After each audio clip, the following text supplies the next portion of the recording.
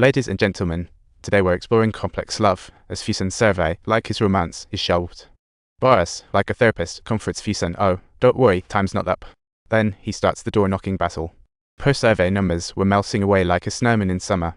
Along the way, Pound A fell head over heels for the guy who always made him feel. Subtitles, problem solved. Fusun eyed Paris tattoo eagerly. "I want one too, a cooler couples version." Tattoo artist began creating like an artist, and Pound A yelped in agony. Degrees A, distress, rushed to comfort him. Fusun insisted on finishing, and Baris couldn't bear to see his suffering, like a parent waiting. Baris planned to wait by the door, but soon returned, trying to forcibly hold this painful process. Every bit of pain Fusun felt, Paris' heart magnified it. Soon he successfully stayed up all night. Fusun finally realized Paris had nearly become a walking zombie for him. Next morning, Degrees A turned off Pound A's alarm clock to let him sleep in, but this act turned into a mystery book for their love story. "What just happened? Did you see that coming?" As Degrees A tried to explain, Pound A shouted at him. Degrees A was stunned. Her words were like daggers to his heart.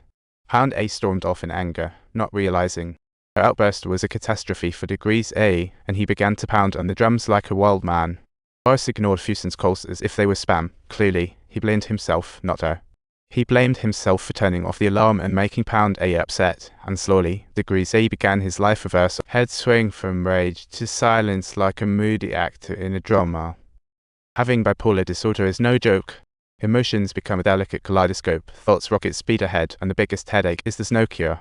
This month, Baris has stayed home. After parting with Fusun, he's like a plant lacking sunlight, never smiling. Then, one day, Fusun's classmate found him. Classmate brought bad news: Pound A's mother passed away. Degrees A felt like his heart was being stabbed and rushed to her side. He held Pound A in his arms tightly and said, "I've fallen deeply in love with my child, and you are an integral part of my life." I fell for my daughter, even though I'm racked with the pains of bipolar disorder, but still, seeing Pound A so sad, I decided to hide it all away and wear a smile at her graduation ceremony. I would run up and give her a heartfelt kiss.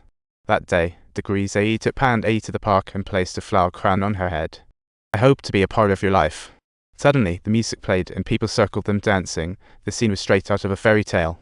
Fusun was overjoyed, as happy as a little child, totally oblivious to what was about to unfold. The music stopped abruptly like a receding tide, and the banner slowly unfurled. "Don't go yet, don't leave." Pound A hurriedly told her dad, but unfortunately he was furious. Dad thought it was too early for his daughter to get married, focusing only on academics. Pound A finally spoke up. "I'll make it work. I'll work hard. Y'all leave me and I'll make a good impression, I promise." The wedding quickly unfolded, and family and friends cheered in celebration as they exchanged vows. From then on, they truly became each other's half. Under the warm sunset, Paris sang a song he wrote especially for Fusun. Music danced like heavenly sounds, the lyrics tugged at the heartstrings, and Pound A was moved to tears. That day, the air was filled with the fragrance of happiness, yet Degrees A was blissfully unaware that his condition was quietly worsening. While they chatted on the balcony, Pound A casually mentioned her father, and Degrees A sensed her hidden worry. Degrees A immediately started washing dishes in the kitchen, but Pound A's father, fired up, shouted for him to leave. Yet Degrees A seriously said, "Even if the cops show up, I'm staying right here." Not long after, Pound A came home to see her dad sitting with Degrees A, and tears welled up instantly.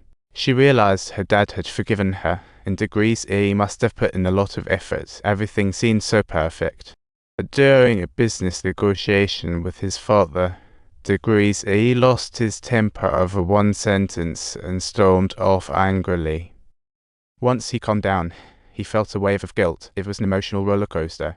Back home, he found the bow Pound A sent him had died, and it broke his heart. He flipped chairs, blaming himself, as negative emotions flooded in until he held his hand and finally calmed down. Subtitles: his brother Hader clashed with him due to differing opinions, and Baris angrily pursued him until he knocked him down onto the ground. Looking at Hader with a face covered in blood, Degrees A felt a wave of guilt wash over him and tried to explain himself. Back home, he saw Pound A happily watching TV, but Degrees A wore a mask of sorrow, always smiling through the pain while secretly taking meds.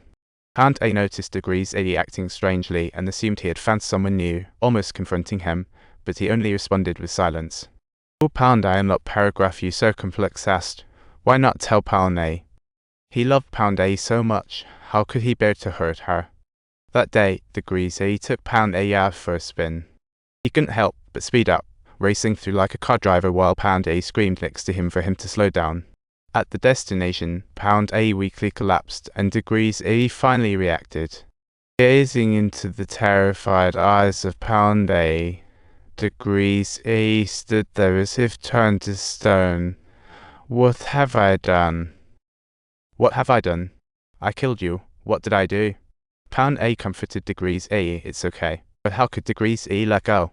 He loved Pound A to the core, even her tattoo pain was too much for him to bear.